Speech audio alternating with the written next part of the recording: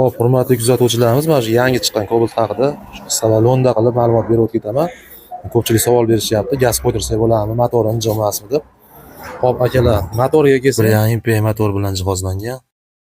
Unga faqat vanis datchik qo'yilgan. Bu masalan avtomat коробка spaklarda ham bor. Vanis datchidan. Bunda hech bir gazga injiqlik joyi yo'q, bemalol ko'ngil to'q qilib qo'ydirsalar ham bo'ladi.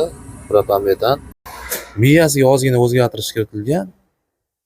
Shu eski miyadan biz, bu yangi. Unga Tracker 10X'lar miyasiga o'xshagan miya qo'yilgan. Hop, propanga keladigan bo'lsa, bunga Aybe firmasidan MP32 elektron miyasini qo'yib berganmiz. Hozir italyanskiy ko'rishingiz mumkin. Zavodskoyda qilib qo'yib berganmiz. Hamda injektorlarimiz I+ injektorlari. Italyanskiy bu ham.